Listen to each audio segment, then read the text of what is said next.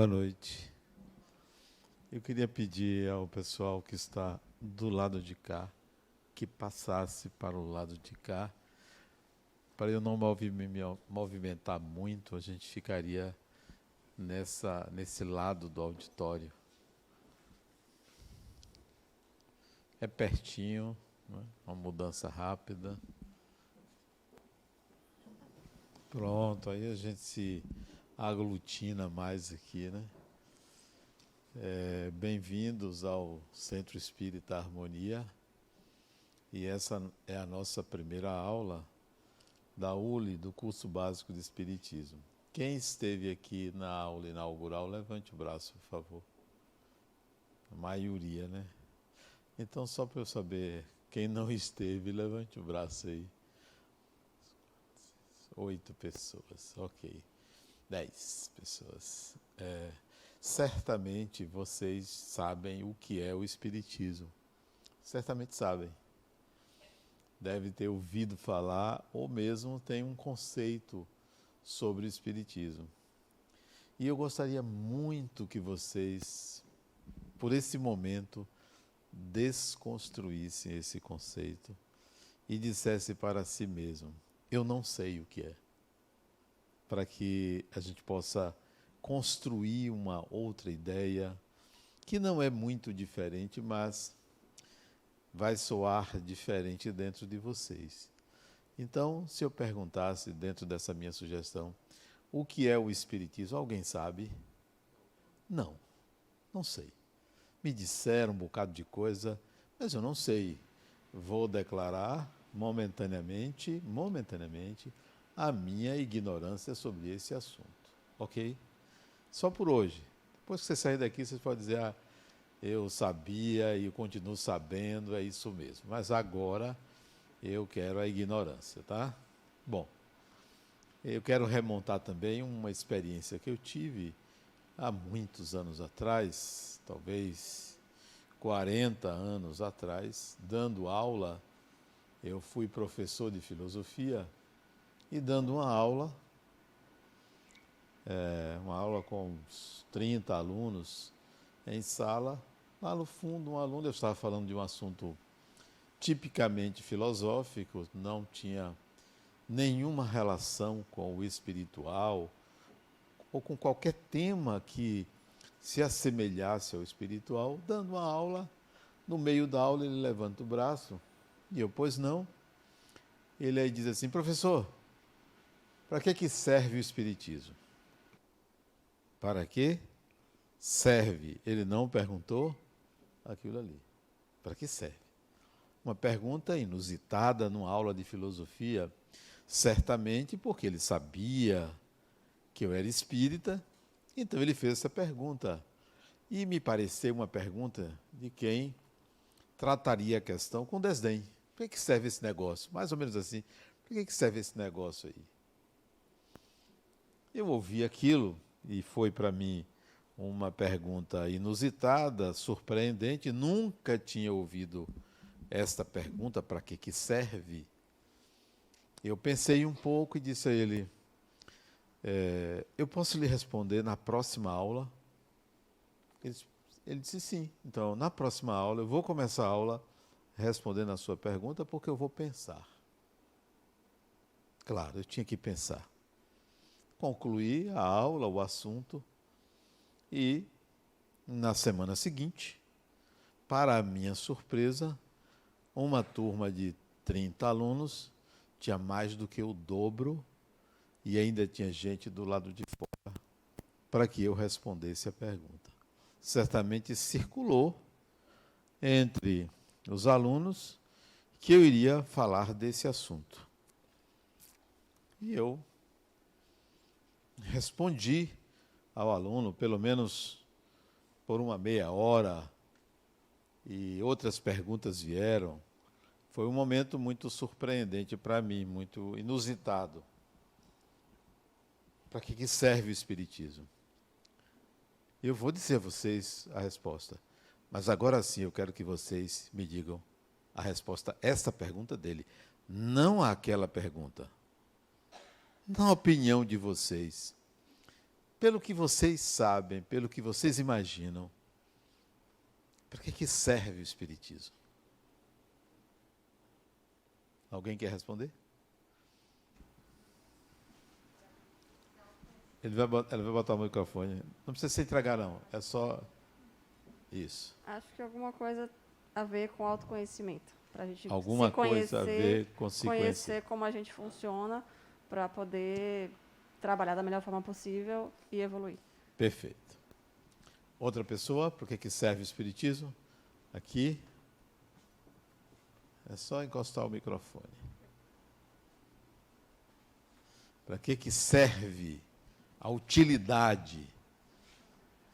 Para fazer uma ponte entre o homem e esse mundo espiritual. Entre o homem, entre a mulher, não, só o homem, entenderam?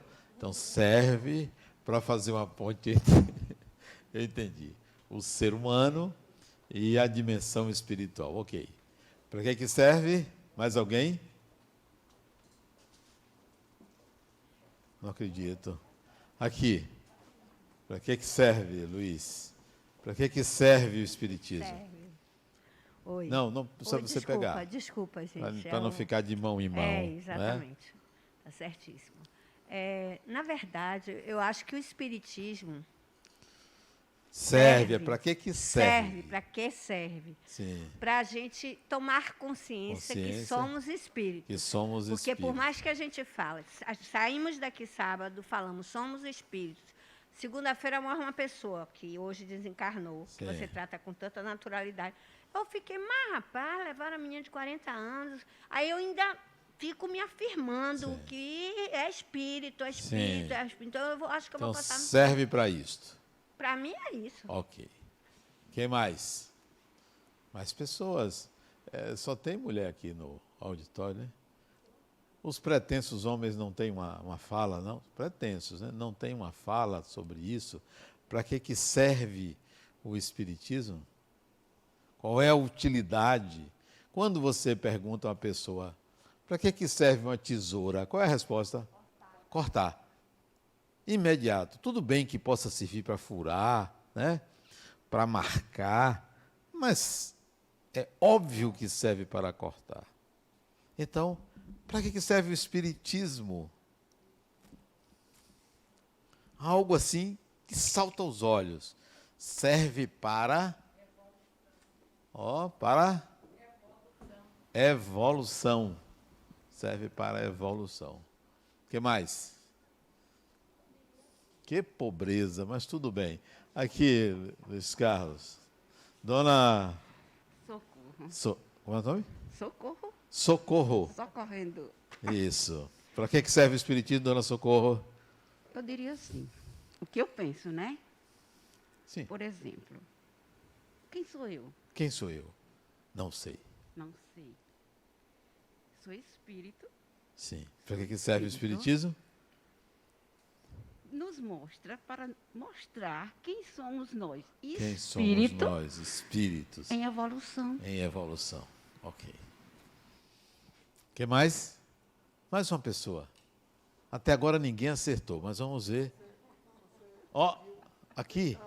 Incrível que com o seu conhecimento você pediu a oportunidade de responder depois. E agora? Imagine eu. Só isso. Esse é esperto. Para que serve o Espiritismo? Acredito que um pouco de tudo que já foi falado, né, mas... da questão da evolução, de tudo, mas para nos conectar a Deus. Você quer na internet. Não, nos conectar, sentirmos, como A você Deus. diz, sentirmos Deus, entendermos Sim. as leis naturais, o nosso processo, nossa caminhada, né? O porquê de tudo isso. Sim. Exatamente nada disso. Vamos lá. Olhe, tá aparecendo. A provocação está servindo. Para que serve o Espiritismo, Dona Boa noite, Clarissa. Clarissa? Eu acredito que talvez perpasse pela questão do que eu busco no Espiritismo, Sim. para que serve, para que vai servir para mim o Perfeito. Espiritismo. Perfeito. Então, para mim, eu estou buscando aceitar que eu não sou apenas carne, Sim. que eu sou um espírito eterno, Sim. e como eu sou muito apegada a meus filhos, para aceitar que eles também são, não é? E que essa infinitude vai nos fazer estar juntos sempre. Sim. E acredito que também eu estou aqui buscando me aperfeiçoar, Perfeito. né? Bom, Acho que o Espiritismo serve para levar a gente, e não me aperfeiçoando, ser feliz. perfeito. Eu vou aproveitar, Flara, a fala de Clarissa, e dizer que ela tocou num ponto crucial e que o aluno me provocou. Eu não tinha uma resposta. É seu nome? Valdir está coberto de razão. Eu não tinha uma resposta porque a pergunta foi inusitada. A mim, que já era espírita já há alguns anos. A pergunta me tocou e eu fui refletir. E a primeira reflexão que eu fiz é a que Clarissa colocou. A utilidade teria que ter tido para mim. Eu não poderia falar teoricamente, serve para isso, serve para aquilo. A devolutiva que eu fiz a ele, em primeiro lugar, foi em cima do que o Espiritismo fez comigo. Porque é isso que tem valor. A experiência que eu vivo. O conceito teórico, ele é largo, ele é amplo. Tudo que vocês falaram foi coerente, claro, óbvio. Eu estava brincando e provocando. Tudo que vocês falaram tem sentido. Mas eu não optei por um conceito clássico.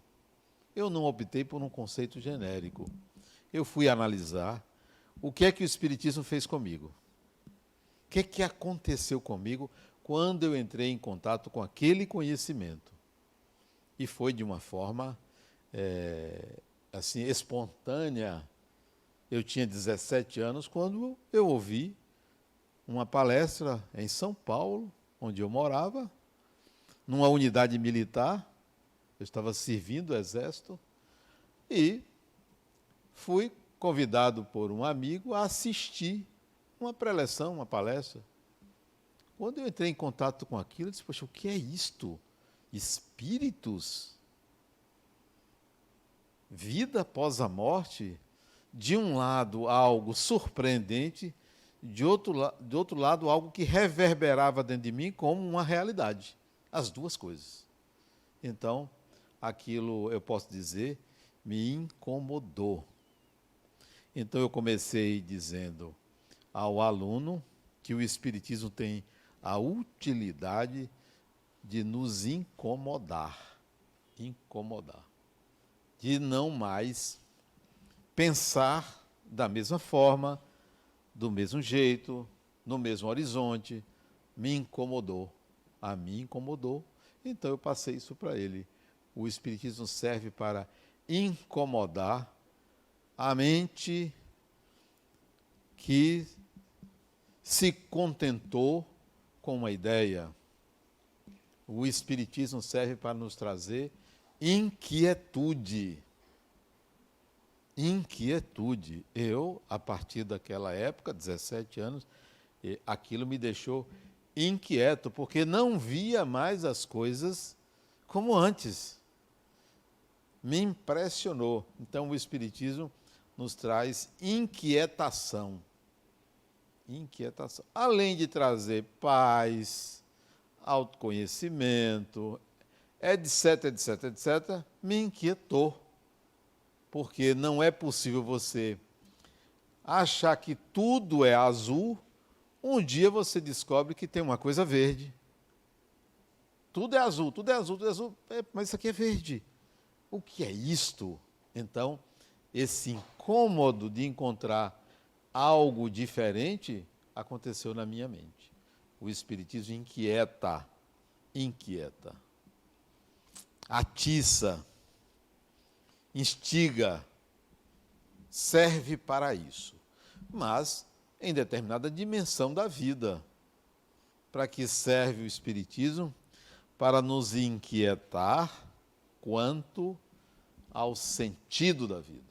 Porque a minha vida passou a ter um sentido diferente desde os 17 anos e eu estou aqui às vésperas de fazer 67 anos, 50 anos depois, ainda com a mente inquieta, provocada por aquela expressão chamada Espiritismo. Então, inquieta serve para nos fazer refletir de uma forma diferente sobre o sentido da vida. O sentido da vida, não o da morte, o sentido da vida. Então, se existem espíritos, então qual é o sentido da vida? Aquilo me inquietou e disse ao aluno. O Espiritismo serve para nos fazer refletir sobre o sentido da vida. Mas eu fui mais adiante, porque foi um bom tempo conversando sobre isso, até explicar. Era muita gente numa sala de aula. O Espiritismo serve para nos inquietar quanto ao sentido da vida e a compreensão do significado da morte.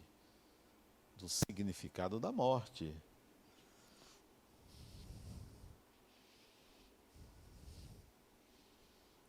Para que é que serve o Espiritismo, então? Pergunto eu de novo agora a vocês. Será que conseguiram entender que o Espiritismo incomoda? Nos faz refletir sobre o sentido da vida e o significado da morte. Aí eu pergunto. Quando você estava dando essa aula, você já era psicólogo? Não. Não. Outra coisa. Isso foi 1982. É porque até agora não descobriu o que você é, porque foi tanta Eu sou coisa assim eu. na sua trajetória que Eu já sou foi da eu. Caixa, já foi engenheiro, já foi... E aí vai a história toda de vida, que eu não sei onde apareceu tanto tempo, mas vamos lá. Outra coisa, quando ela falou aqui atrás, e você falou, aí eu pensei em mim, o que era o Espiritismo realmente para mim. Para que serve? Para que serve? Aí eu fiz na busca da serenidade.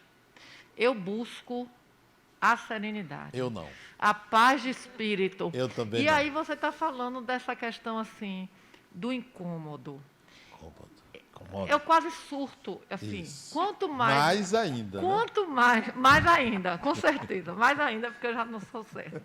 Então, quanto mais eu vou entrando pelo Espiritismo, uma coisinha aqui, uma coisinha ali, vem outra informação, aquilo ali gera uma inconstância. Por mais que você saiba da racionalidade, da aplicabilidade, nem sempre você consegue aplicar, né? Por mais racional que seja. Então o Espiritismo está servindo para você, porque está te deixando em confronto com você mesmo. Exatamente. Então está servindo. Essa é a utilidade. Está servindo, está me enlouquecendo. Mas é impossível. Você viu naquele dia. Então, assim... Mas vamos lá, deixa eu concluir o raciocínio. Eu entendi. Essa inquietude que ela apresenta, ela é desejável. Ela é desejável. Por que eu não busco serenidade no Espiritismo? Porque sempre tive, desde jovem. Por que eu não busco paz no Espiritismo? Porque também já é uma condição inerente à minha mente. Não busco isso. Busco exatamente o entendimento do sentido e significado da vida e uma ampliação da consciência para além do corpo físico. Isso sim, essa é a utilidade. E se nós levarmos a sério essa utilidade, só tem ganho. Só tem ganho. Porque isso não me alienou da vida. Você quer saber o que eu fiz? Saí do Exército, fui fazer engenharia, me formei e trabalhei como engenheiro 17 anos. Durante o trabalho como engenheiro, resolvi estudar filosofia. Estudei filosofia, me formei. Enquanto eu estava trabalhando com obras, eu tinha um hobby, ser professor de filosofia. Ao mesmo tempo, resolvi fazer uma especialização em engenharia e trabalhei com navios. Durante anos, trabalhei com navios também. Além de construir prédios, trabalhei com navios. Depois, eu achava que tinha muito tempo, eu vou estudar psicologia. Fiz psicologia, me formei psicólogo, enquanto era engenheiro, enquanto era professor de filosofia, enquanto trabalhava com navios. Por quê? O que é que tem mais para fazer? Aí eu vou fazer o que tiver mais para fazer, porque eu adorava estudar. Aí resolvi ser psicólogo, não só formado, como trabalhar como psicólogo. Fechei meu CREA de engenheiro, deixei de ensinar psicologia, ou filosofia, e até hoje, 28 anos, sendo psicólogo. 28 anos. É minha profissão. Como não tinha muita coisa para fazer, resolvi criar uma fundação. Está aqui, você está nela. É só a gente aproveitar o tempo e entender que o espírito é dono do tempo. Eu não estou sujeito ao tempo. Ele é meu. Faço dele o que quero. Enquanto isso, uma mulher se apaixonou por mim, coisa fácil, se apaixonou por mim, me casei com ela, tenho 3 filhos e 5 netos. Então, nas horas vagas, ter uma família, que é uma coisa maravilhosa. Quer saber mais alguma coisa de mim? Não, eu não só vim pronto, como vim bonito também. Vamos lá. O Espiritismo, então, é a doutrina que trata de espíritos. Tudo o que vocês disseram além disso é acréscimo. É para o autoconhecimento. Quanta coisa é para o autoconhecimento. É para a evolução. Ok. É para isso, é para aquilo. É para isso, ó.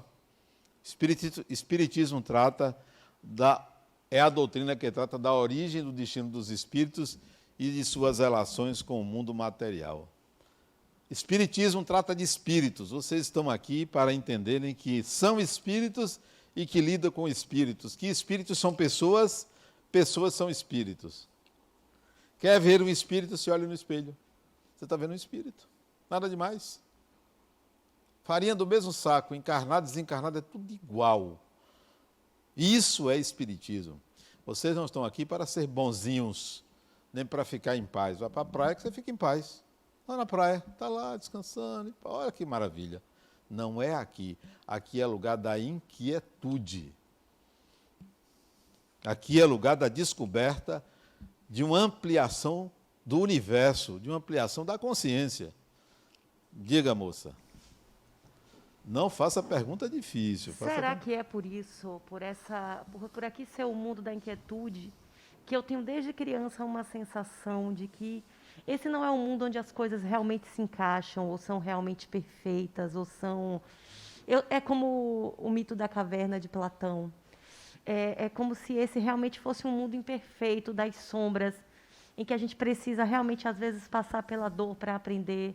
E todos os nossos processos são dolorosos de uma forma ou de outra. Será que é por isso? Esse é o sentido de se encarnar aqui? Não. Porque não é. Não, não é por isso, não. Como é seu nome? Mabelle. Mabelle, essa é uma visão clássica do que é este mundo como uma oposição ao mundo espiritual. Como se aqui fosse um mundo de sofrimento e de sombras e o mundo espiritual fosse o contrário. Igual. Não tem diferença. Todo lugar é lugar de sombra, todo lugar é lugar de luz. Sofrimento é opção. Não é circunstância obrigatória. Não, este mundo material é um mundo maravilhoso de ser vivido. Porque você deve aprender a viver nele como espírito. E não achar que a vida como espírito só cabe depois da morte. É aqui e agora que você tem que encontrar a sua luz, o seu sentido, o seu significado. Não é depois da morte. Nós aprendemos que o espiritual é algo a ser alcançado, o bom espiritual, é algo a ser alcançado a partir de uma vida material equilibrada, sem egoísmo, sem maldade, sem isso, sem aquilo. Você pode conquistar tudo isso e encontrar um mundo espiritual cheio de sombras, de dificuldades, de lutas. essa compensação de que se você fizer o bem aqui, você vai viver bem do outro lado, ela é uma meia-verdade. Faça o bem aqui que você vive bem aqui. Faça o bem aqui que você vive bem sempre. E não para uma outra vida. Porque se eu lido com dona Márcia, se eu lido com Valdir, eu estou lidando com espíritos. E se aqui sentado tiver um desencarnado de nome João, Maria, Antônio, Joaquim, eu estou lidando com espíritos da mesma forma. Entendem? A visão de Mabel é uma visão clássica, é uma visão comum. Foi isso que nós aprendemos, que a vida material é lugar de sofrimento, é lugar de sombra. Epa, como assim? O que é sofrimento? Você pode estar com uma dor de cabeça leve, e achar que está sofrendo. E eu aqui com a dor de cabeça tremenda, está me achando maravilhoso, sem sofrimento. Dor é uma coisa, sofrimento é outra. Ela falou da desencarnação de uma pessoa de 40 anos. Pode ser para ela um sofrimento, como pode ser para ela a libertação de alguém que não a faça sofrer. Vou dar um exemplo. Quando meu pai desencarnou, em 1986, aos 85 anos, meu pai, ligaram para minha casa, chorando, minha irmã mais velha, chorando, dizendo meu nome, que eu fosse lá. Eu disse, eu já sei, o pai desencarnou, eu estou indo aí. Fui, cheguei lá, estava todo mundo chorando, entrei no quarto, estava o corpo deitado na cama, ele teve um infarto fulminante aos 85 anos, desencarnou em casa sentado. Botaram ele na cama, cheguei, o corpo ainda estava quente. Comecei a cantar uma música de Roberto Carlos, que ele adorava Roberto Carlos, meu pai era um boêmio. Chamei um irmão meu, os dois cantando, e vesti o corpo dele para ser colocado no caixão. Porque eu sabia que aquilo ali era só carne. Ok? Sofri? Não sofri. Tempos depois, 98, aos 70 anos, minha mãe desencarna. Hospital, lá, Sagrada Família, lá embaixo, Bonfim, né? Fui lá. O médico me ligou, vem cá, que sua mãe está nas últimas. Fui. Quando cheguei, acho que 4 minutos antes ela tinha desencarnado. Sabe o que aconteceu? Chorei feito uma criança. Chorei feito uma criança. Olha a diferença, a mesma pessoa, duas pessoas diferentes. Meu pai foi meu grande amigo. Minha mãe, eu tinha medo dela, né? Chorei. Chorei de quê? Por quê? Eu não sabia porque eu estava chorando. Depois eu fui entender que eu estava chorando porque eu não tive muito tempo de convívio com ela. Choro da saudade, não de sofrimento. Mas alguém podia dizer, o filho está chorando porque está sofrendo. Não, o filho chorou porque lamentou não ter tido tanto tempo com a mãe, porque a vida me levou para muitos lugares, muitos trabalhos, etc. O que é sofrimento, senão a interpretação que você dá a um evento?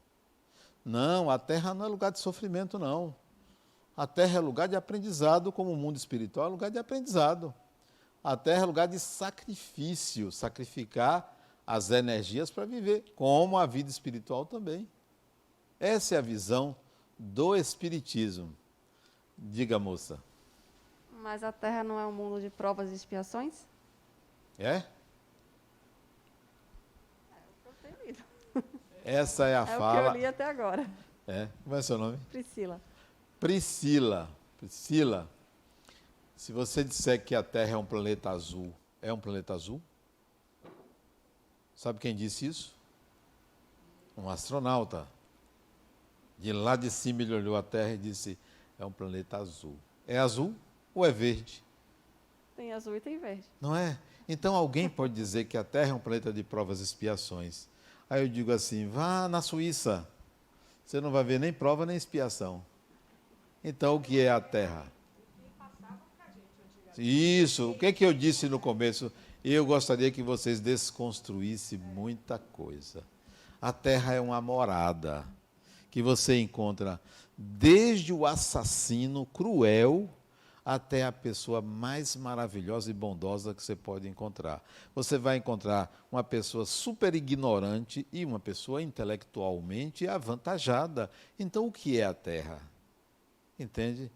Depende do olhar. Para mim, a Terra é uma morada, é uma cidade, digamos assim, é um bairro, onde pode ter de tudo. Tem casebres e tem mansões. Tem pessoas felizes, tem pessoas sofrendo. A Terra é um planeta habitado por cerca de 25 bilhões de espíritos humanos, dos quais 8 estão usando corpos. 8. Do outro lado tem o dobro de espíritos desencarnados, né? Que por dia desencarnam cerca de 200 mil pessoas no mundo e reencarnam 220, 230 mil pessoas por dia. Quer dizer, vai haver um momento que a Terra vai estabilizar, porque está sendo freado essa quantidade de espíritos que está reencarnando, né? Você tem uma ideia, em 1952, 70 anos atrás, a Terra tinha encarnados 2 bilhões de habitantes. Em 70 anos quadruplicou. Nós somos quase 8 bilhões de habitantes. Vamos conseguir que o planeta comporte 25 bilhões de habitantes? Habitantes não consegue. Vai haver uma estabilidade. Uma das formas que contribuiu para frear o número de reencarnações foi a pílula. Bendita pílula, que além de dar prazer aos casais, reduz, foi uma forma de estabilizar as reencarnações. Muita gente, na época de minha mãe teve 10 filhos, não tinha televisão tinha, mas foi depois, nem tinha parques temáticos, não tinha cinema, não tinha séries, 10 filhos. É concebível que hoje uma mulher tenha 10 filhos? De forma nenhuma. É 1, 2, 3 filhos assim no máximo. Não é por causa do custo de educar um filho, não. É pela realização da pessoa. Porque ser mãe por si só não realiza o espírito. Há que cuidar de si mesmo e não estar sendo babá de filho a vida toda, né? Então, ao ouvir, Priscila, que a Terra é um mundo de provas e expiações, é um olhar, é um recorte. Mas eu posso dizer que a Terra tem muita gente feliz. Vá na Suécia, vá na Dinamarca, vá na Finlândia, vá nos países nórdicos, vá na Suíça, vá em parte da Itália, vá em parte do Brasil, porque aqui não é só miséria e pobreza, não. Vá em parte da Alemanha, dos Estados Unidos, da França, de Portugal, sempre tem pessoas felizes. Então, provas e expiações é um discurso religioso para dizer assim, você é causa do mal. É correto isso? De forma nenhuma. O mal é a ignorância do espírito, e quem é ignorante só precisa aprender. Diga. Como ela falou. Priscila. Esse conceito, ele não se encontra no Evangelho segundo o Espiritismo, no Livro dos Espíritos, então a gente vai... E o que tem? É isso, a gente vai deixar isso de lado. Será? Toda essa base teórica que vinha... Você acha que deve deixar de lado? Que Kardec codificou ali, Isso. segundo os Espíritos. Vocês acham que deve deixar o que se escreveu de lado? Não. Deve-se fazer o quê? Contextualizar. Contextualizar. Algo escrito em 1857 tinha um significado. Não está errado. Mas se eu hoje, 165 anos depois, vou ler, eu não posso aplicar a esta sociedade o mesmo conceito de lá. Eu tenho que, a palavra é contextualizar, não é dizer, está errado, eu vou mudar. Mudar nada.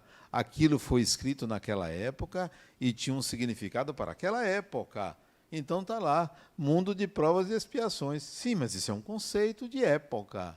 E hoje, 2022, vocês acham que em 1857,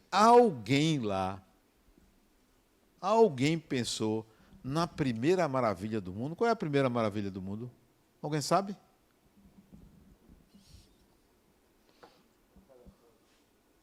Isso aqui, a única coisa que eu me preocupo depois da morte é se não tiver celular.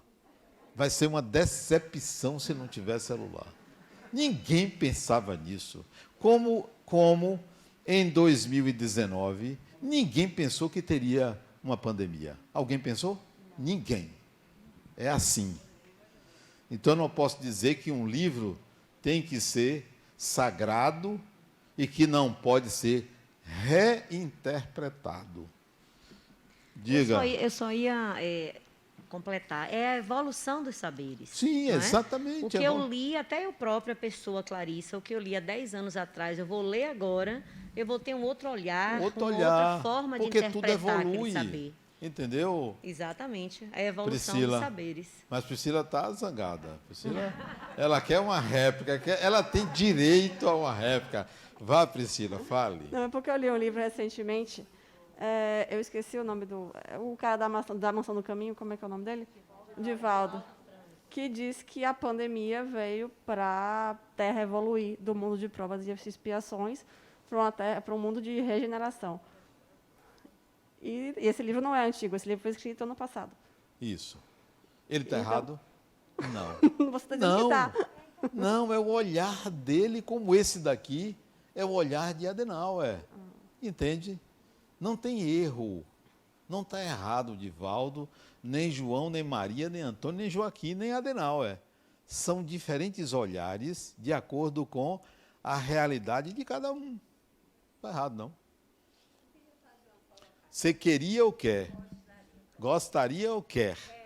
Quer fazer uma colocação? Faça. É muito simples. Quando eu falei, microfone aqui, da Suíça, aqui, microfone aqui. Suécia. Liberdade. Na Liberdade você É, falou? na Liberdade, São Caetano, Lobato. Então eu vou falar, Zanzibar. Zanzibar, Então, passou terra de Fred Mercury. né? Fred Mercury. Ele nem viveu muito lá. Mas essa semana me chamou a atenção um programa que passou, Pedro pelo Mundo, que de vez em quando eu fico zapeando e vejo, e passou essa cidade chamada Zanzibar. Uma cidade africana, Isso. muito pobre, e as pessoas muito felizes. Isso, então. As pessoas com jogos Perfeito. de... Você só de- corrobora o que eu disse. é isso, só para falar. Ilustrar. Ilustrar que nem sempre está. O mundo ideal não está. está lá. Pode estar na liberdade. Isso foi o que eu disse. No Parovaz, No Perovaz, não. em Cajazeiras. Cajazeiro. É uma terra muito animada. Sim, sim, tá bom. Tem festival de vaso. Já compreendi. Vamos lá. Espiritismo é a doutrina que trata de espíritos. Vocês vieram aqui para lidar com espíritos. Enxergar-se espíritos e entender que a comunicação com pessoas desencarnadas é uma comunicação tão simples como uma comunicação com uma pessoa encarnada. Só que é preciso desconstruir o medo, os estereótipos criados em cima do que é o espiritual, o aprendizado esses anos todos, desde a infância, de que o espiritual é sobrenatural, é fantasma, é terror, é morte. Tudo isso povoa o imaginário popular que distancia você de uma compreensão real do que é o espiritual. Fica sempre numa narrativa coletiva que destrói a visão de realidade. A visão de realidade destrói totalmente. E o Espiritismo vem para ampliar conceito, ampliar ideias, ampliar imagens, ampliar cenários. E aí, qual é a consequência disso?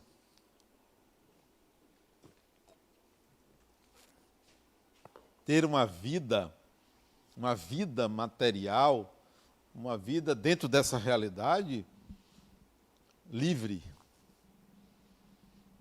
disponível, disposta, disposto, integrando habilidades na vida, e não viver submetidos, oprimidos por conceitos equivocados a respeito do espiritual. É você sair de dentro da caixa. Tudo que você aprendeu sobre o espiritual, ou pelo menos quase tudo que você aprendeu sobre o espiritual, oprime, não liberta, julga pessoas, exclui pessoas, incrimina pessoas, dificulta relacionamentos, dificulta aprender sobre o sentido e significado da vida. E vocês estão aqui para isso, para sair de dentro desta opressão. Opressão de ideias, opressão de conceitos, opressão de ideologias, para se perceber espíritos e poder, então, contactar naturalmente com pessoas desencarnadas que se relacionam invisivelmente com vocês. Diga lá. Boa noite. Vocês se referem ao Espiritismo como uma doutrina. Eu queria que você me dissesse se existe alguma diferença entre uma doutrina e uma religião. Porque a gente habitualmente fala, assim, pergunta qual é a sua religião, aí a gente responde, espírita, nós somos espíritas. Mas você sempre se refere como uma doutrina. O Espiritismo possui uma doutrina. Doutrina é um conjunto de princípios e conceitos sobre uma dada realidade objetal. O Espiritismo tem uma doutrina. Qual é a doutrina do Espiritismo? Tratar de espíritos, tratar de reencarnação, tratar de evolução, tratar de mediunidade. Esta é a doutrina do Espiritismo. Qual é a doutrina da psicologia? Tratar do comportamento humano, tratar da dinâmica psíquica. Qual é a doutrina da medicina? Tratar do organismo, seu bom funcionamento, etc. Então, como um conjunto de conhecimentos, o Espiritismo tem uma doutrina. Por isso é conhecido como doutrina espírita, ou Espiritismo. Entendeu? Espiritismo e doutrina espírita é a mesma coisa. Quando eu falo a doutrina, eu estou me referindo ao conjunto de princípios que são abordados pelo Espiritismo. O Espiritismo é uma religião? Calma, a resposta vem de Hegel. A resposta tem que vir de Hegel. Olha, então, não pode ser eu acho que é ou eu acho que não é. Qual é o conceito de religião? Qual é o conceito? Porque se o Espiritismo se enquadra naquele conceito, ele é. Se não se enquadra naquele conceito, ele não é. Qual é o conceito que diz que um objeto é uma bola? Qual o conceito que pode dizer, dentro do conceito de que é uma bola, isto é uma bola? Não. Por quê? Porque uma bola é totalmente curva, não tem qualquer lado. É totalmente redonda. Então, isto aqui não se enquadra no conceito de bola. Então, o que é religião? Alguém sabe o que é? Não é religação, por favor. Esse é o conceito popular. O hinduísmo é uma religião. O candomblé é uma religião. Dentro do conceito de religação, não é. Porque religação é religar o que foi desligado. Existe do candomblé algo que foi desligado e precisa ligar? No hinduísmo existe algo que foi desligado e precisa ligar? No conceito judaico-cristão, religião é religação, porque está lá que Adão foi expulso do paraíso e precisa ser religado. Mas hinduísmo não é judaísmo. Taoísmo não é judaísmo. Entendem? Então, o que é religião, para ver se enquadra o espiritismo ou não? Conceito de Hegel. Hegel, filósofo. Para Hegel, e que eu concordo parcialmente, Para um conjunto de conhecimentos ser uma religião, primeiro, tem que admitir a existência de um ente superior. Um ente superior. Deus, Brahman, tal, um ente superior. O Espiritismo admite um ente superior?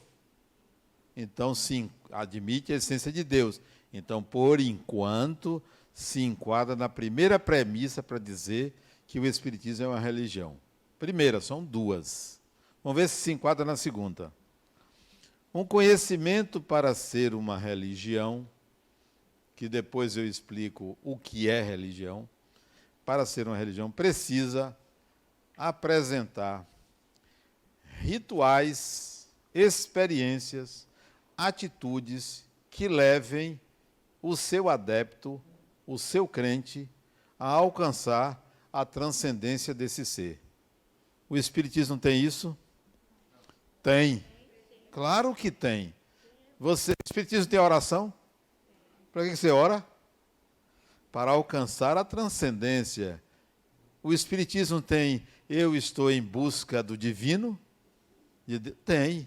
Então, pelo conceito de Hegel, o Espiritismo é uma religião, como o Candomblé é uma religião, como a Umbanda é religião, como o catolicismo é religião, como o protestantismo é religião.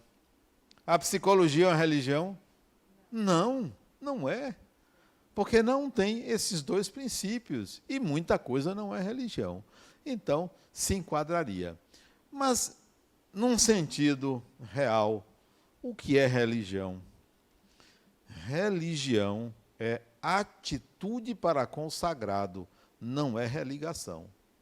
Religião é atitude para com algo sagrado. Se essa bolsa é sagrada, sagrada para mim, se eu sacralizo uma coisa, eu estou no exercício de uma religião. Se eu sacralizo esse espaço, eu estou no exercício de uma religião. Por exemplo, cientologia não tem Deus, não tem rituais.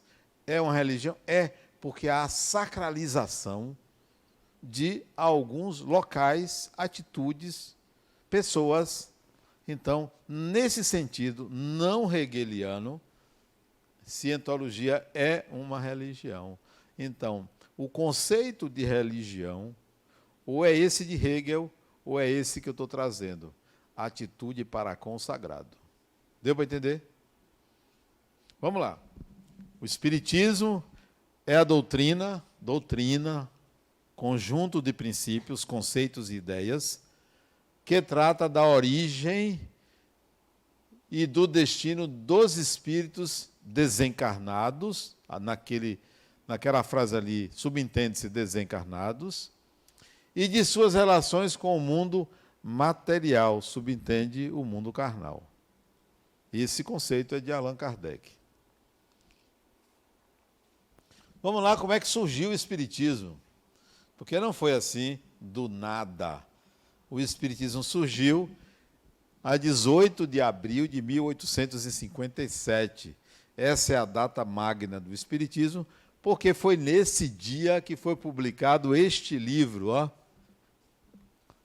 O Livro dos Espíritos. Foi publicado esse livro, que nós traduzimos, foi naquela data.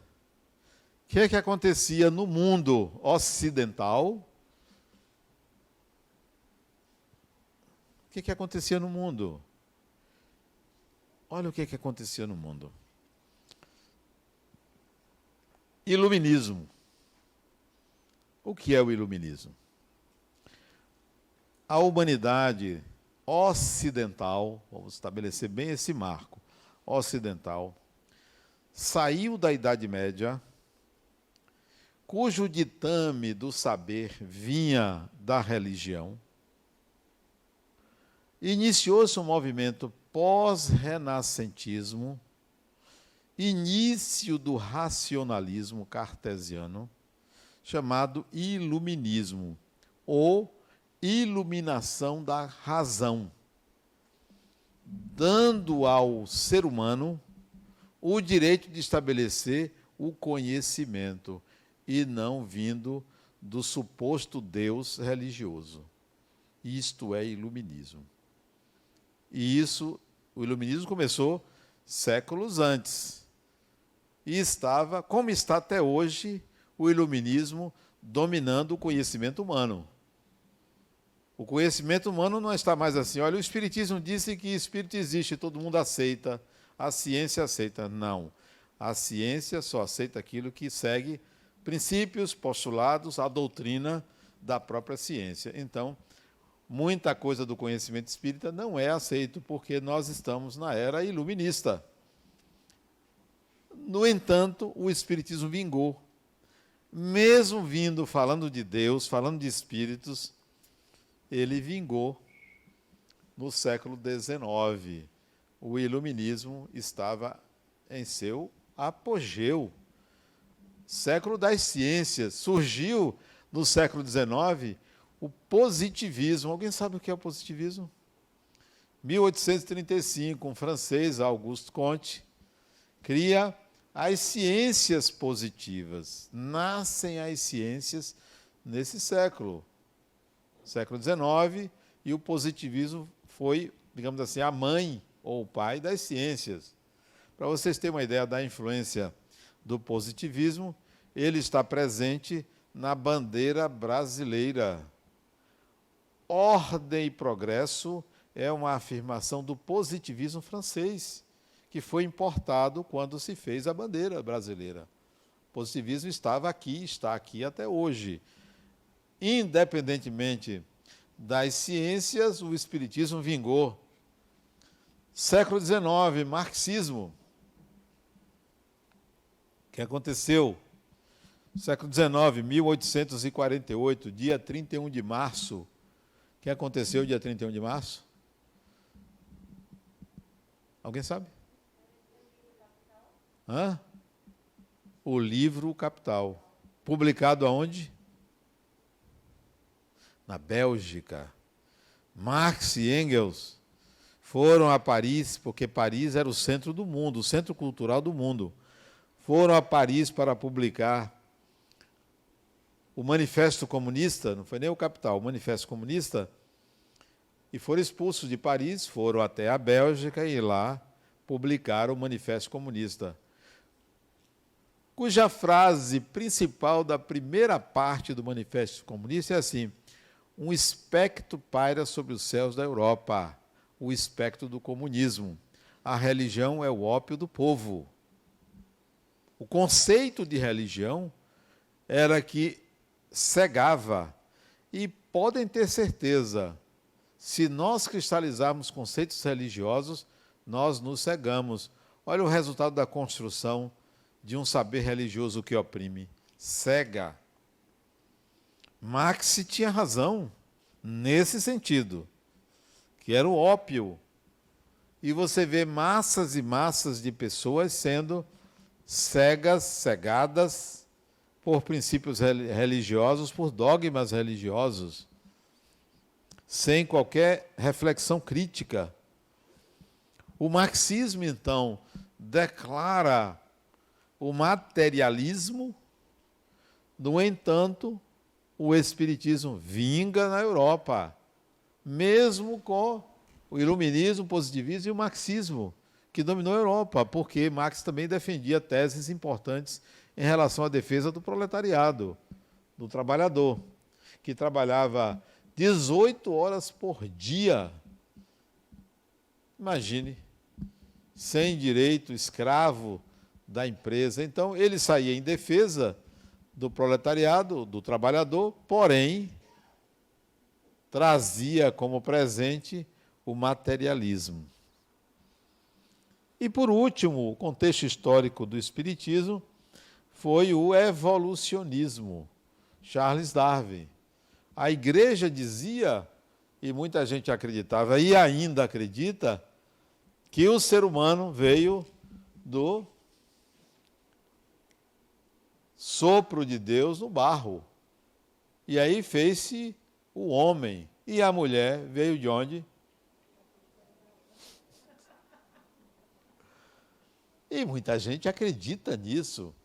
Charles Darwin trouxe a ideia da evolução das espécies por via da seleção natural até chegar à constituição humana. Então, nossos corpos vieram dos animais, que por sua vez, das plantas, que por sua vez, dos micro-organismos no fundo dos oceanos quentes. Essa é a ideia evolucionista. E o Espiritismo adota essa mesma ideia para a evolução dos corpos.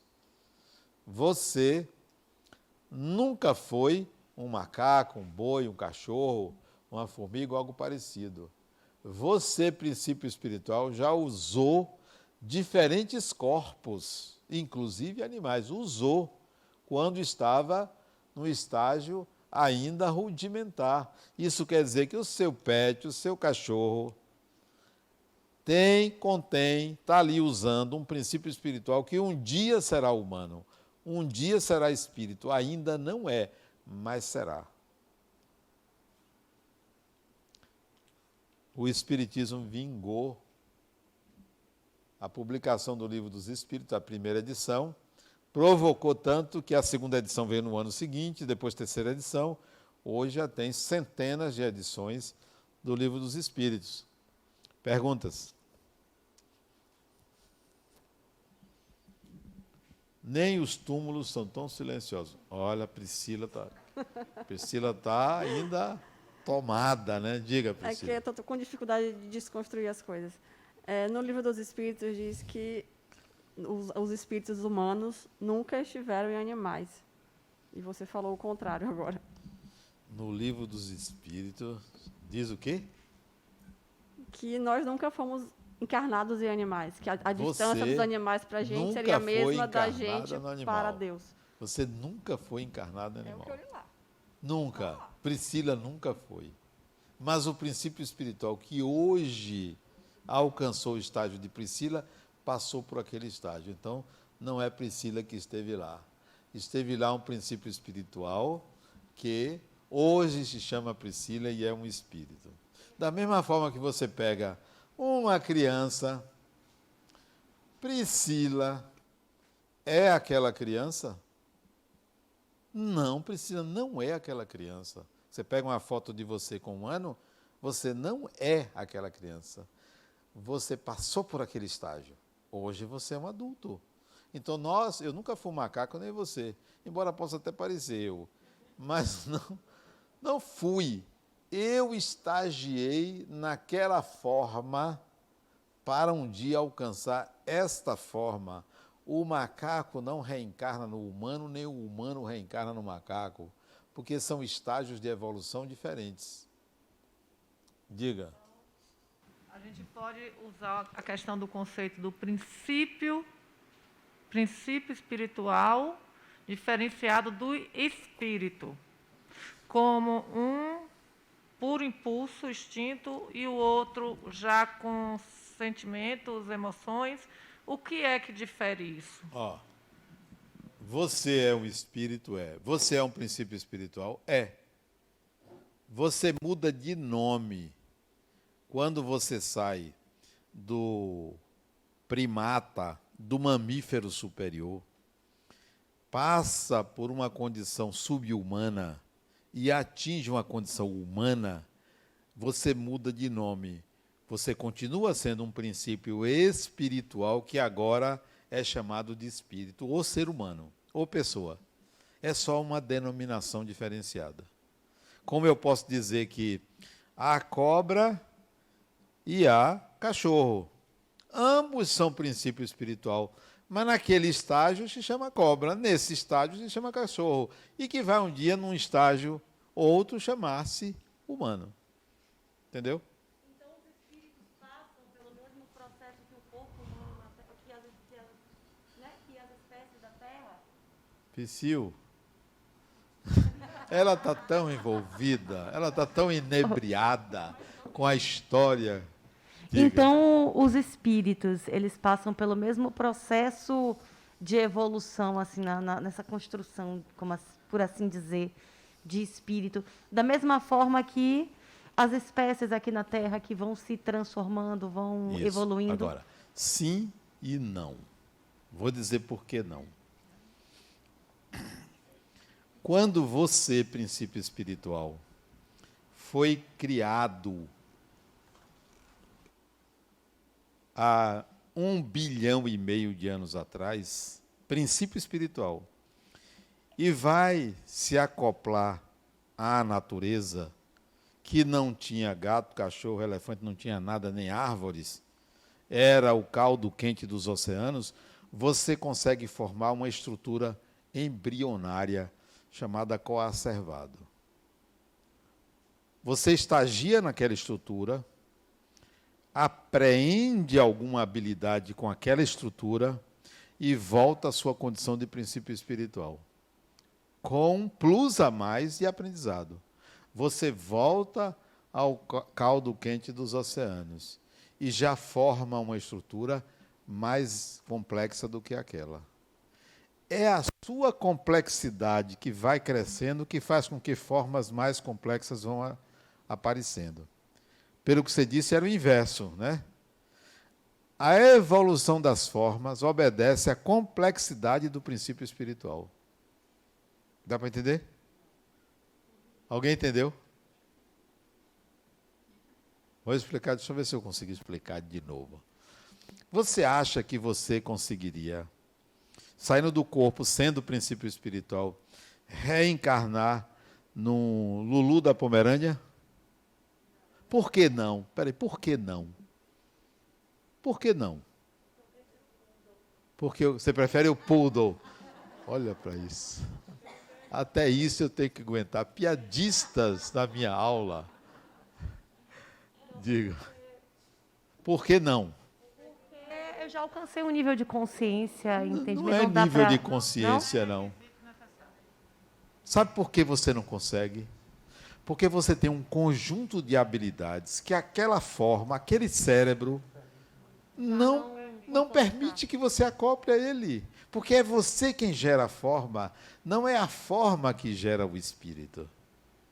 Então você daqui só vai conseguir reencarnar nesse corpo ou num corpo mais desenvolvido, que tenha uma capacidade cerebral maior, que tenha habilidades diferentes dessas habilidades, que possa volitar, que possa isso, que possa aquilo. Não dá para evoluir. Sim. Entende? Então, quem fabrica as formas físicas é o princípio espiritual. Ele antecipa a complexidade. Aí vai aparecer uma forma mais evoluída que a anterior, porque ele evoluiu.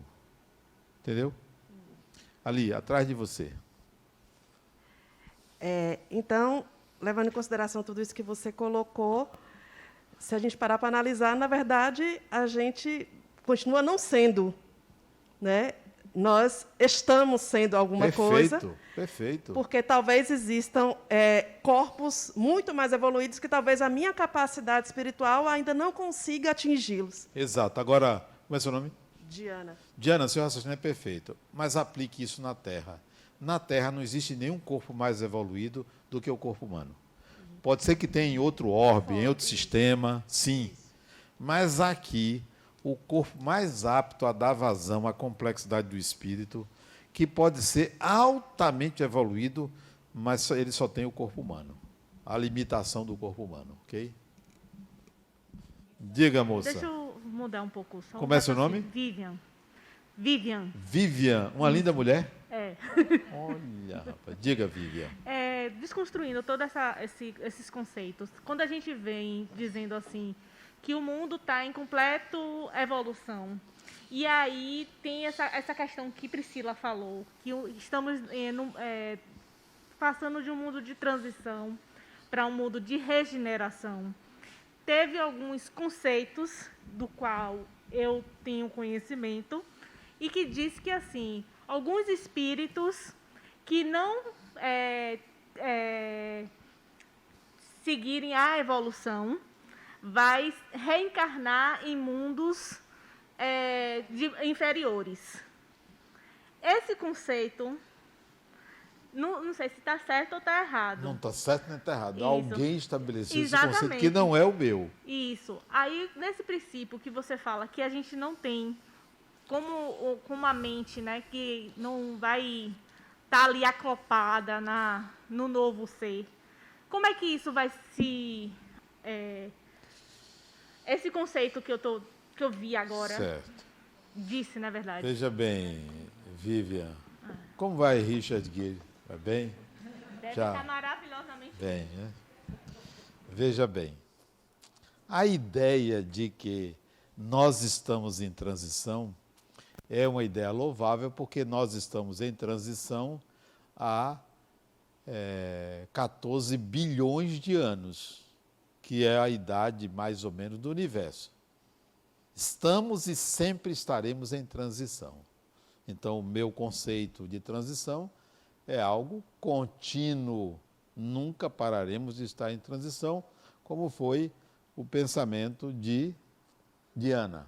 Certo? Bom, então, eu não adoto a ideia, por exemplo, que a pandemia é um marco da transição, a Segunda Guerra é um marco da transição. Tudo é marco de transição porque nós estamos em transição, porque a ordem universal é movimento. Nada está parado. Então, vamos lá. Isso é Adenauer, né? Não estou dizendo que ninguém está errado, estou dizendo que o meu conceito é outro. A ideia de que essa transição é uma separação entre bons e maus, isso é antigo, isso vem do judaísmo. De quase 6.000 anos atrás, a ideia de que os maus irão para o inferno e os bons ascenderão ao céu. Isso é antigo, é um conceito antiquíssimo, que eu não comungo com isso, com essa ideia de céu e inferno ou de expurgo do mal, porque o mal, para mim, é apenas a ignorância em relação ao saber da vida. Bom, então, eu também não comungo com essa ideia de que há uma separação e que vai ficar para um lugar mais atrasado. Bom, em terceiro e último lugar, eu penso assim sobre a vida. Você pode encontrar uma pessoa muito má. Vamos dizer que você tem ali 2 pessoas rezando, ali 2 pessoas trabalhando, e ali 2 intelectuais, sendo que um deles é contra você e contra a sua doutrina. Os 2 primeiros são a favor da sua doutrina, conhecem sua doutrina. Os segundos são trabalhadores, mas são neutros, não conhecem sua doutrina. Se você quisesse escolher pessoas para propagar a sua doutrina, você escolheria os 2 primeiros, que são intelectuais, mas um deles mata, é assassino. Escolheria os trabalhadores ou escolheria os que estão rezando? Os que estão rezando, né? Afundaria seu barco. Trabalhadores, afundaria seu barco. Eles não conhecem sua doutrina. Eu escolheria os que conhecem a doutrina, mesmo um deles sendo assassino. Foi isso que Jesus fez, escolheu um assassino para continuar a religião dele. Saulo de Tarso matava pessoas, matava cristãos. Por que ele fez isso? Porque essa separação de bem e mal, ela é equivocada. Não que eu vá escolher quem é assassino aí. Não é isto. Mas o julgamento moral sobre as pessoas oprime, dificulta a compreensão da qualidade do ser humano, da complexidade do ser humano. Então, não. Essa separação de que vai haver um planeta chupão, que passaria pela Terra e chuparia os melhores e os piores ficava aí. Ou tiraria os piores e jogaria em Mercúrio, que é quente. Não tem sentido. Isso é medieval. Transição está sempre acontecendo. Nós precisamos sair da dialética bem e mal, de certo e errado, e aprender o sentido e significado da vida, que ultrapassa esse maniqueísmo de bem e mal. E é isso que vocês vão aprender na ULI. A se enxergarem além desses conceitos que enquadraram o ser humano como vilão da vida. Você sabe o que está acontecendo no mundo? Vocês sabem?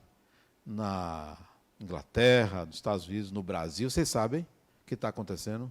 Eu não sei, porque eu não leio jornais, não assisto televisão, gosto de filmes. Por que eu não faço isso? Porque para mim o mundo é maravilhoso, o problema sou eu, não é o mundo. O mundo é o que ele é. O mundo não me diz nada, o que me diz nada são as minhas contradições. Diga. Eu entendi o que Eu também. Vivian falou. Vivian, Também, né? Vivian. E o que você falou, e ainda ficou algo em aberto. Quando ela falou Ótimo. assim, na questão dos mundos, Sim. que pode regredir ou pode evoluir, e mundo de regeneração, que a Terra está no processo de regeneração, eu entendi assim, você falou antes da questão da evolução, quem foi a moça que falou ali? Alguém? Falou da questão Diana. da evolução. Então, a gente vem do princípio espiritual, chegou no espírito, e chega uma hora que o corpo humano Já não não vai mais mais. nos comportar. Quando é essa Então, hora? Também não sei. não sei, né? Também não. Mas, espero eu que eu não tenha que vir umas 20 vidas, mas tudo bem. 20 reencarnações. Não faço não. Você sabe quantas encarnações você já teve? Eu não quero nem saber. Eu vou dizer quantas encarnações Eu não em quero nem média saber o que você eu já fiz teve. no Espera aí, passado, não. para estabelecer um outro conceito sobre encarnação. O Brasil tem 500 anos. Não tem 500 anos? Quer dizer, tem um pouco menos, porque as primeiras expedições colonizadoras foi 1532. Né? Não, aqui não tinha nativo brasileiro, a não ser os índios. Nós não somos mais índios, nós somos brasileiros e oriundos de 3 DNA. O DNA europeu, o índio e o africano. Ninguém aqui é puro, ninguém é índio, ninguém é europeu, ninguém é africano. O Brasil é o único habitante do planeta que tem 3 DNAs diferentes, somos nós. Então, 1532 chegaram os primeiros europeus para morar aqui.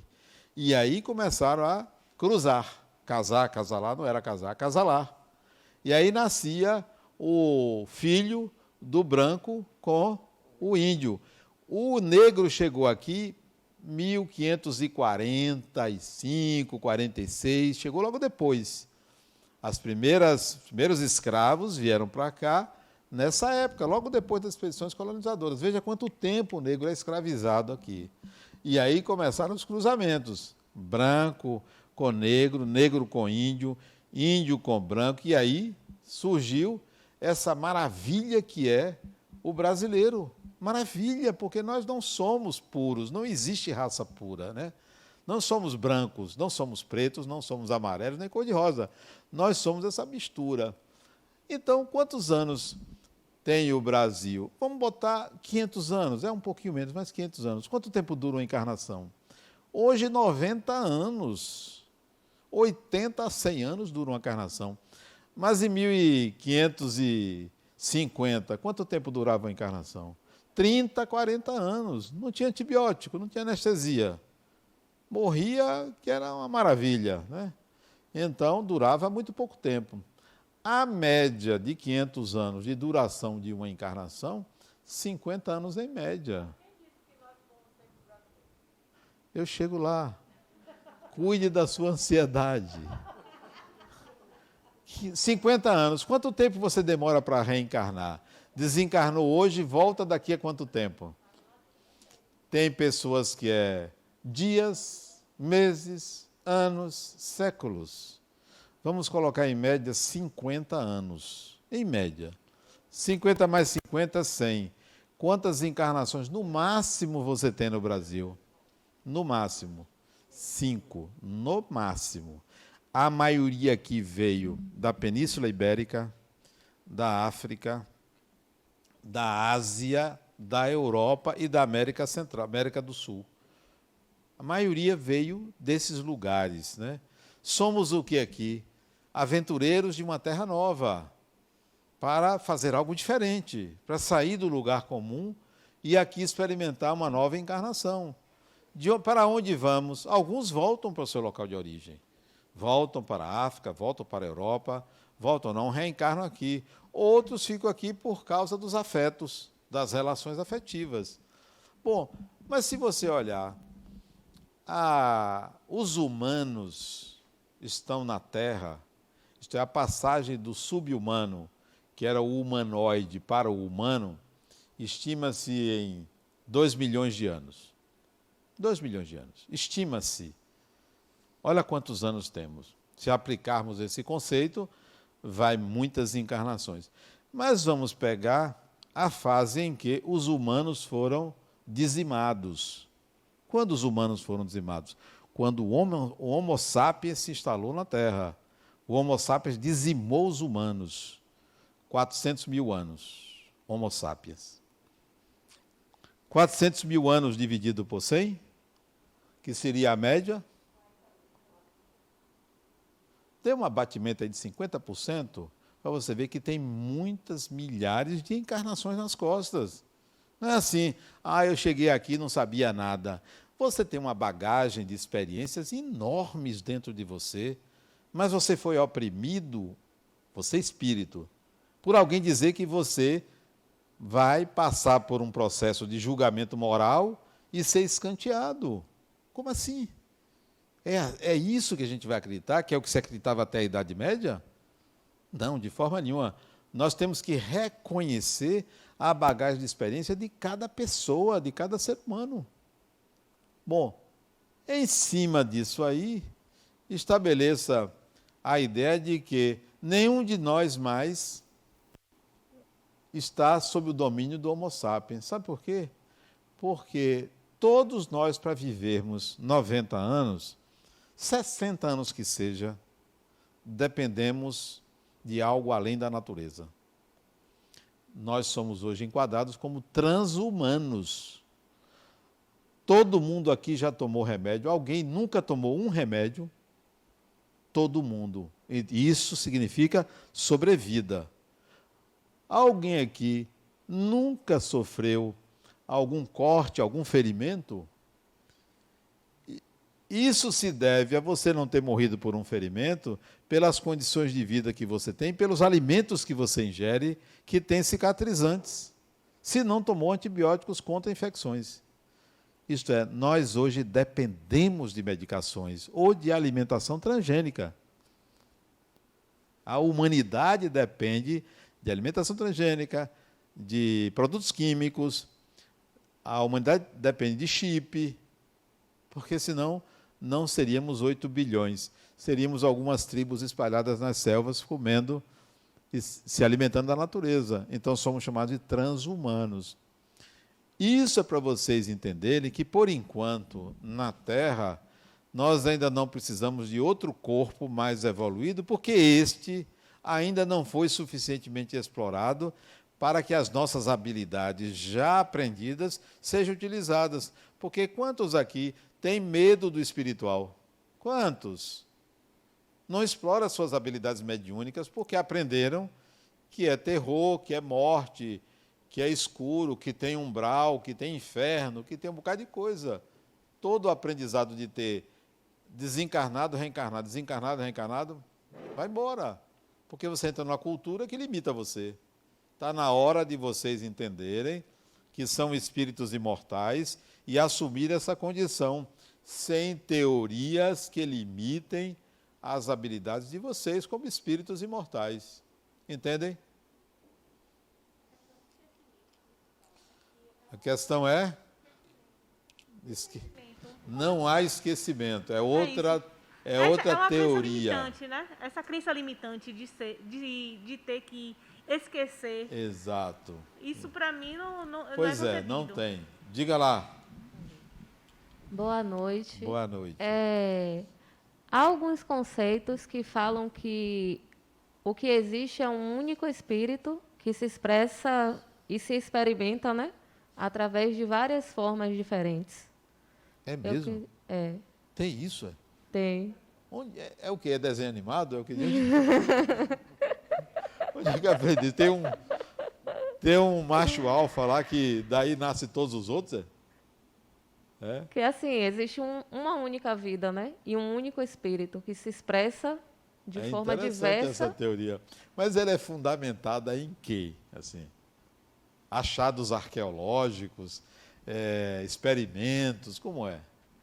Se é assim, eu acho que eu sou esse espírito que deu origem a todos vocês aí. Mas Você não acha que isso é algo que a tendência é querer dominar os outros? Não, a tendência é se reconhecer no outro, como se, tipo, eu sou a mesma coisa que você. Não Só sou, que eu não. tô- Você já pensou? Eu ser igual a você, não tem ninguém igual a ninguém aqui. Não, em essência. Tipo, na forma a gente é diferente. Exatamente em essência, não tem ninguém igual a ninguém. Ninguém. Ao contrário, nós somos iguais em direitos e deveres, mas somos completamente diferentes em essência. Porque o Criador que lhe fez, fez segundo um objetivo, me fez segundo o outro. Nós não somos iguais em essência. Que tal? Que tal? Então, pegue sua teoria e diga assim: eu fui num centro espírita que um homem lá me deu um nó na minha cabeça e eu vou achar isso maravilhoso. Eu quero que vocês saiam daqui confusos. Entendeu, dona Socorro? Não é não? Está pensando? Não é não, Vivian? Você pensa... Não é não, Priscila? Vamos seguir adiante, porque tem intervalo? Tem não, né? É direto, né? Que bom. Alguém já ouviu falar daquela cidade americana do estado de Nova York, Hydesville? Em 1848, na mesma época que Marx lançava o Manifesto Comunista em Bruxelas, na Bélgica, 3 meninas, num quarto de uma casa de madeira, se comunicava com algo que produzia pancadas na parede e mexiam nas suas camas. E por um sistema de comunicação, de batidas, esse algo disse que era uma pessoa de nome Charles Rosman, que foi mascate e que foi morto naquela casa. E que ali estavam seus restos mortais. Hydesville, 1848, isso aconteceu nos Estados Unidos. E que isso mobilizou digamos assim, a comunidade que lidava com espíritos, porque lidar com espírito é desde a época das cavernas, mobilizou como um fenômeno fantástico de confirmação da existência da individualidade após a morte. Hydesville. Interessante que essas meninas ganharam notoriedade, né? E, por força da religião, eram protestantes, elas foram aconselhadas a negar. E negaram o fenômeno. Afirmaram no início, depois negaram. E, tempos depois, por aquele local, precisou passar uma estrada e a casa foi demolida. E a demolição começou em determinada área da casa, se escavou o subsolo e não existia qualquer esqueleto no local. E o espírito disse que os restos mortais estavam ali. Que tal? Foi real ou não foi real? Até que, ao destruir uma parede de madeira que era dupla, encontraram os restos mortais entre uma parede e outra. Não adianta querer negar o que é da natureza, o que é real. O Espiritismo não precisa provar nada, porque o Espírito é uma força viva da natureza.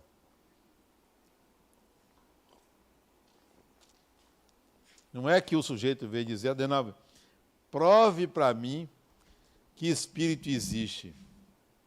Eu disse para ele: morra. Quer que eu prove?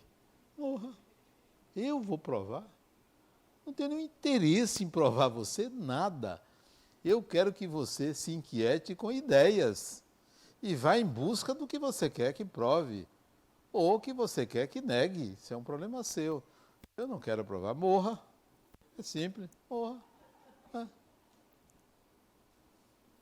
O outro, eu fui dizer isso, ele ficou indignado comigo. Adenauer, não diga isso, porque as pessoas podem se matar. Ele disse: você está falando de você? Não provoque um psicólogo. Na Europa, naquela época, também aconteciam as mesas girantes. Interessante as mesas girantes. Era uma sala mais ou menos do tamanho desse palco aqui, em que tinham cadeiras em volta da sala. No centro da sala, uma mesinha, aquelas mesas de canto, de 3 perninhas. Uma mesinha ficava ali no centro. E no chão tinha o alfabeto de A a Z, com K, Y e W. E tinha a palavra sim e não e os números. Semelhante àquela brincadeira do copo. Mesas girantes era isso. Essa sala. Alguém fazia uma pergunta e a mesa, sem que ninguém tocasse, saracoteava na sala, tocando nas letras, e alguém anotava a resposta. Isto era a sessão de mesas girantes. Em 1854, 3 anos antes do lançamento do Livro dos Espíritos, em 1854, um professor de nome Hippolyte Léon Denisard Rivail, que adotou posteriormente o pseudônimo de Allan Kardec, foi convidado a assistir uma sessão de mesas girantes em Paris. Lá chegando, assistiu à mesa saracotear, responder algumas perguntas, e o amigo que o convidou, na saída, perguntou: o que é que você achou? Olha a resposta dele: eu não acredito que uma mesa tenha nervos para pensar. Correto? Correto? Não é possível.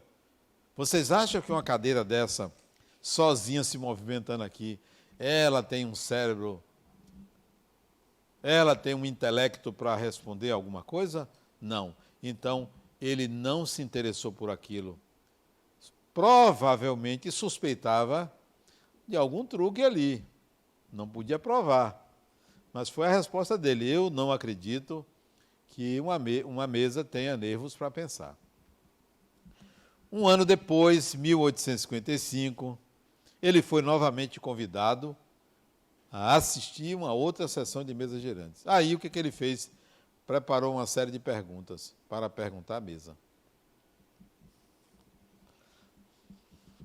Mandou perguntas para várias partes da França, depois da Europa, e recebia as respostas das perguntas que ele fez, tanto em Paris, como em várias cidades da França, como da Espanha, da Alemanha, da Itália. Ele recebia as respostas. Analisou as respostas coincidentes e publicou a pergunta que ele fez e as respostas coincidentes. Aí nasceu o Livro dos Espíritos. Portanto, não era dele. Como ele era um autor de livros na França, de gramática francesa, e outros livros que ele já havia publicado com o nome dele, ele então adotou o pseudônimo de Allan Kardec para mostrar que não era dele, as ideias não eram dele, era dos Espíritos, o Livro dos Espíritos. Depois, ele escreveu o Livro dos Médiuns, do mesmo jeito. Depois, o Evangelho segundo o Espiritismo. Depois, a Gênese, que não está aqui. Depois, o livro Céu e Inferno. E depois que ele desencarnou, em 1869, foi publicado Obras Póstumas. Esse é o trabalho de Allan Kardec, de trazer a doutrina do Espiritismo, contendo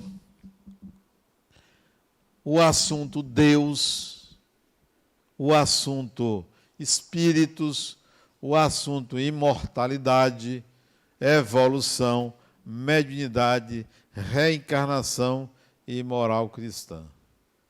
Esses livros, principalmente o primeiro, aborda esses princípios. Em relação ao primeiro, Allan Kardec vai dizer vai perguntar o que é Deus e não quem é Deus, porque a pergunta quem subentende uma pessoa. O que é Deus? Resposta simples, direta e objetiva. Deus é a causa primeira de tudo. Pronto, acabou. Deus é uma causa. Mais do que isso, é imaginação humana. Deus é Pai, Deus é amor, tudo isso é imaginação humana, é a ideia humana sobre Deus. Agora, é inegável que há uma causa disso tudo que não é o ser humano, é essa causa que no Espiritismo tem o nome de Deus.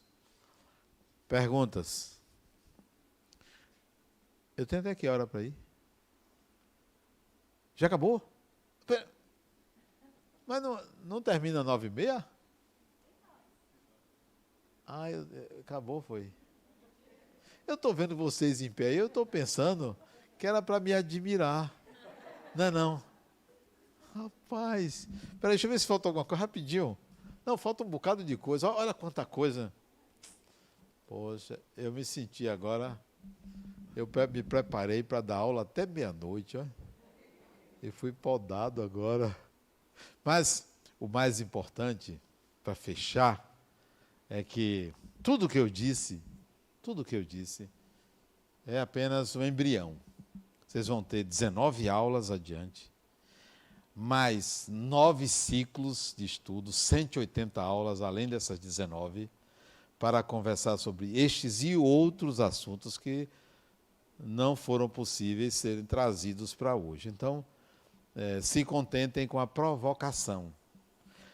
E como é provocação, tudo que eu disse será muito melhor esclarecido pelos professores que vêm adiante. Eles são muito melhores. Eu estou aqui apenas estagiando nessa primeira aula. Então, vem coisa melhor por aí. Ok? Obrigado a vocês.